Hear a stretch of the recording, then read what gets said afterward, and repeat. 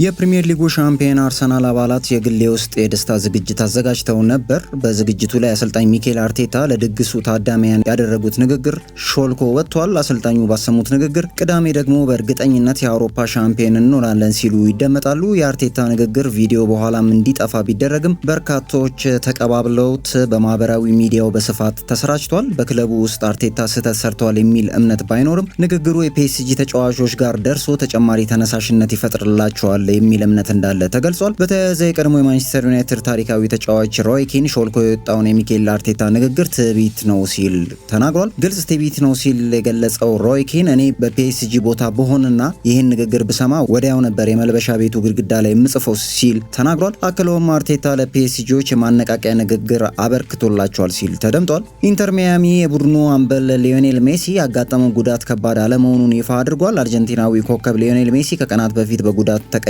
መውጣቱ አይዘነጋም።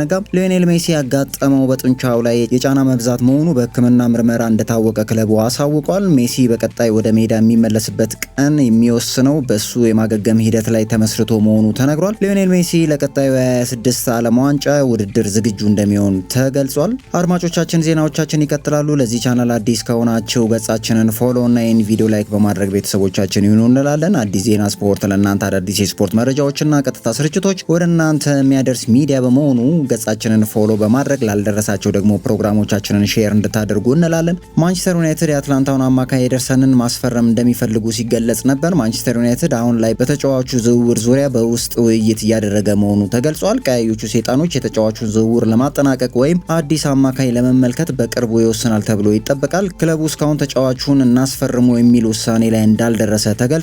በሌላ በኩል ክለቡ ከተጫዋቹ ጋር ለስምምነት የቀረበ ንግግር ያደረገ ሲሆን አትላንታንም አነጋግረዋል። ብራዚላዊው አማካይ ኤደርሰን በበኩሉ ማንቸስተር ዩናይትድን በመጠባበቅ ላይ ይገኛል ተብሏል። የማንቸስተር ዩናይትድ ልዑክ ባለፈው ሳምንት ወደ ጣሊያን አምርተው ተጫዋቹን ማነጋገራቸው ተሰምቷል። አሁን ላይ በክለቦች መካከል ይፋዊ ድርድር እንዳልተጀመረና የማንቸስተር ዩናይትድ ውሳኔ እየተጠበቀ እንደሆነ ተጠቁሟል። መረጃው የዝውውር ጉዳዮችን የሚከታተለው የጣሊያናዊው ጋዜጠኛ ፋብሪዚዮ ሮማኖ ነው።